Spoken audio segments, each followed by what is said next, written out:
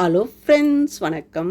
Welcome to Sargunas சமையல். இன்றைக்கி நம்ம சேனலில் ஒரு அட்டகாசமான சுவையில் வெள்ளை கொண்டக்கடலை குழம்பு தாங்க செய்ய போகிறோம். இந்த ஒரு குழம்பு செய்து வச்சுக்கினா போதுங்க, 3 வேளைக்கும் வச்சு சாப்பிட்லாம். எல்லாத்தோடையும் சாப்பிட்றதுக்கு செம்மையாக இருக்கும். எல்லாருமே விரும்பி சாப்பிடுவாங்க. அந்த அளவுக்கு ருசியாக இருக்குங்க.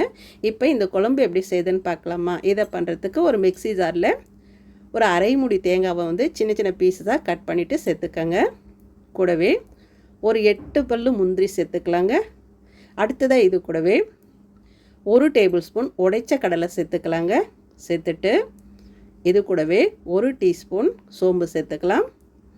1 டீஸ்பூன் சேர்த்துட்டு தண்ணி ஊற்றாமல் முதல்ல கொரப்பாக அரைச்சிட்டு அதுக்கப்புறமா தண்ணி ஊற்றி நல்லா நைஸாக இந்த மாதிரி அரைச்சி எடுத்துகிட்டு வந்துடலாம்.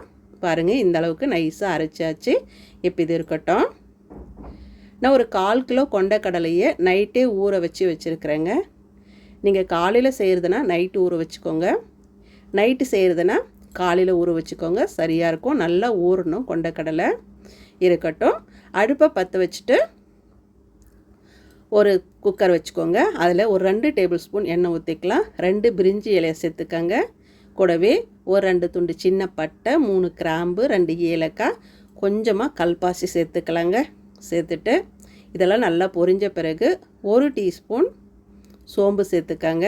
சோம்பு நல்லா பொரிஞ்சதும் அடுத்ததாக இது கூடவே ஒரு 3 மீடியம் சைஸ் பெரிய வெங்காயத்தை நல்லா நீல வாக்கில் மெல்லிஸாக கட் பண்ணிவிட்டு சேர்த்துக்கலாம். கூடவே 2 பச்சை மிளகாயை ஒடிச்சு போட்டுக்கோங்க. சேர்த்துட்டு இந்த வெங்காயம் பார்த்திங்கன்னா ஒரு 3/4 பாகம் இந்த அளவுக்கு நல்லா வதங்கி வர வரையும் வதக்கிக்கோங்க. இந்த அளவுக்கு வதங்கினதும் இப்போ இது கூடவே 1 ஸ்பூன் இஞ்சி பூண்டு விழுது சேர்த்துக்கலாங்க. சேர்த்துட்டு இந்த இஞ்சி பூண்டோட பச்சை வாசனை போகிற வரையும் வதக்கிக்கலாம்.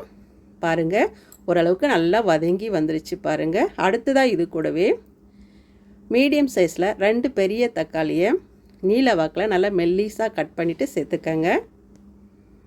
சேர்த்துட்டு இதையும் இந்த தக்காளி வந்து கொஞ்சம் நல்லா மசிஞ்சு குழஞ்சி வர மாதிரி வதக்கிக்கலாம். இது வதங்கிறதுக்கு கொஞ்சம் உப்பு சேர்த்தோம்னா சீக்கிரமாக நல்லா வதங்கி வந்துடும்.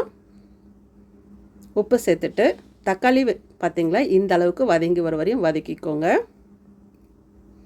இப்போ இந்த டைமில் நம்ம மசாலாத்தூள் சேர்த்துக்கலாம். 1 ஸ்பூன் தனி மிளகாய்த்தூள் சேர்த்துக்கலாங்க. உங்கள் காரத்துக்கு தகுந்த மாதிரி கூட குறைச்சி பார்த்து சேர்த்துக்கங்க. இது கூடவே 1 ஸ்பூன் மல்லித்தூள் சேர்த்துக்கலாம், அதாவது தனியாத்தூள் சேர்த்துக்கலாம். கூடவே ஒரு 1/4 ஸ்பூனோட குறைவாக மஞ்சள் தூள் சேர்த்துக்கங்க. ஒரு 1/2 ஸ்பூன் வந்து நான் சிக்கன் மசாலா தூள் சேர்த்துக்கிறேங்க. இதுக்கு பதிலாக நீங்கள் ஒரு 1/2 ஸ்பூன் கரம் மசாலா தூள் கூட சேர்த்துக்கலாம், உங்கள் விருப்பம் போல் சேர்த்துக்கலாம். ஆனால் சிக்கன் மசாலா தூள் சேர்க்கும்போது குழம்பு வந்து ரொம்ப நல்லாயிருக்கும் ருசி. சேர்த்துட்டு இந்த மசாலாவோட பச்சை வாசனை போகிற வரையும் இந்த மாதிரி நல்லா வதக்கிக்கோங்க. அடுத்ததாக இது கூடவே மீடியம் சைஸில் 2 உருளைக்கிழங்கு வந்து கட் பண்ணிவிட்டு தண்ணியில் போட்டு வச்சிங்கன்னா கருத்து போகாமல் இருக்குங்க. தண்ணியில் போட்டுட்டு அதுக்கப்புறமா குக்கரில் சேர்த்துக்கலாம். இது ஒரு 1 நிமிஷத்துக்கு நல்லா இந்த மாதிரி வதக்கி விட்டுக்கோங்க. அடுத்ததாக இது கூடவே நாம் ஊற வச்ச கொண்டக்கடலையே சேர்த்துக்கலாங்க. தண்ணியெல்லாம் வடிகட்டிட்டு நான் சேர்த்துருக்கிறேன். சேர்த்துட்டு இதையும் ஒரு 1 நிமிஷத்துக்கு நல்லா வதக்கிக்கலாம். ஒவ்வொன்றத்தையும் சேர்த்து தனித்தனியாக நல்லா வதக்கி செய்யும்போது இந்த குழம்போட டேஸ்ட் வந்து ரொம்ப நல்லா இருக்குங்க. இந்த அளவுக்கு நல்லா வதங்கினதும் நாம் அரைச்சி வச்சோம் இல்லைங்களா தேங்காய் விழுது, அதை இந்த டைமில் சேர்த்துக்கங்க. தேங்காய் விழுது சேர்த்துட்டு அதையும் கொஞ்சம் நேரம் வதக்கணும். ஒரு 30 செகண்டுக்கு இந்த உருளைக்கிழங்கு பட்டாணியோடு சேர்த்து நல்லா வதக்கிக்கலாம். பாருங்கள், இந்த அளவுக்கு வதங்கினதும் இப்போ தண்ணி சேர்த்துக்கலாம். உங்களுக்கு குழம்பு கொஞ்சம் தண்ணியாக வேணும்னா தண்ணி கொஞ்சம் கூட சேர்த்துக்கங்க. மீடியமாக வேணும்னா இந்த அளவுக்கு சேர்த்துக்கங்க. ஓரளவுக்கு இந்த பட்டாணி உருளைக்கிழங்கு எல்லாம் மூழ்கிற அளவுக்கு தண்ணி சேர்த்துக்கங்க. சேர்த்துட்டு நல்லா கலந்துட்டு ஏற்கனவே நம்ம உப்பு சேர்த்துருக்குறோம், அதனால் கரெக்டான அளவு பார்த்து டேஸ்ட் பண்ணி பார்த்துட்டு சேர்த்துக்கங்க. சேர்த்துட்டு ஒரு முறை நல்லா கலந்து விட்டுக்கோங்க. இந்த டைமில் உப்பெல்லாம் கரெக்டாக இருக்கான்னு பார்த்து செக் பண்ணிக்கோங்க. இந்த மாதிரி கொஞ்சம் கொதி வந்ததும் அதுக்கப்புறம் தான் நம்ம குக்கருக்கு வந்து மூடி போட்டுக்கணும். ஒரு முறை நல்லா கலந்து விட்டுட்டு நம்ம குக்கருக்கு மூடி போட்டுடலாம். பாருங்கள், நான் இந்த அளவுக்கு தண்ணியாக வச்சுருக்கிறேன். நல்லா வெந்து வரும்போது இன்னும் கொஞ்சம் திக்காயிட்டு வந்துடும்.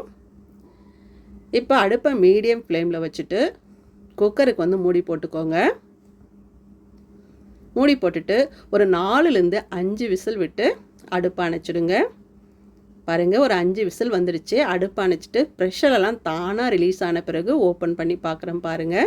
பாருங்கள் எந்த அளவுக்கு சூப்பராக இருக்குது பாருங்கள். டேஸ்ட்டும் அந்தளவுக்கு செம்மையாக இருக்கும், வாசனையும் செம்மையாக இருக்குது. இப்போ இதை நல்லா கலந்து விட்டுக்கோங்க. கடைசியாக பொடி பொடியாக நறுக்கின கொத்தமல்லி இலைகளை தூவிட்டு கலந்து விட்டுக்கோங்க. அவ்வளோதாங்க, அட்டகாசமான சுவையில் கொண்டைக்கடலை குழம்பு சூப்பராக தயாராகிடுச்சு பாருங்கள். இதை குருமான்னு கூட சொல்லலாம். இது பார்த்திங்கன்னா இட்லி, தோசை, சப்பாத்தி, பூரி, சாதம், இடியாப்பம் எல்லாத்துக்கூடையும் வச்சு சாப்பிட்லாம். செம்மையாக இருக்கும். டேஸ்ட் பார்த்திங்கன்னா அட்டகாசமாக இருக்குங்க. ஒரு முறை இந்த மாதிரி செய்திங்கன்னா திரும்ப திரும்ப செய்ய சொல்லி கேட்பாங்க. அந்த அளவுக்கு ருசியாக இருக்கும். எல்லாருமே விரும்பி சாப்பிடுவாங்க. இன்றைக்கி நான் காலையில் சப்பாத்தியோட சாப்பிட்றதுக்கு இந்த குழம்பு செய்திருக்கிறேங்க. 2 சப்பாத்தி வச்சு 2 கரண்டி குழம்பு வச்சு கொடுத்து பாருங்களேன். 2 சப்பாத்தியில் இன்னும் 2 சப்பாத்தி கேட்டு வாங்கி சாப்பிடுவாங்க. அந்த அளவுக்கு ருசியாக இருக்கும். ஒரு வேளை இந்த குழம்பு வச்சிங்கன்னா 3 வேளைக்கும் வச்சு சாப்பிட்லாம். எல்லாத்தோடையும் சேர்த்து சாப்பிட்றதுக்கு செம்மையாக இருக்கும்.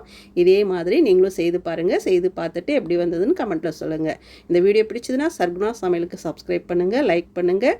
மறக்காமல் உங்கள் தெரிஞ்சவங்களுக்கு நிறைய ஷேர் பண்ணுங்கள். நன்றி, வணக்கம்.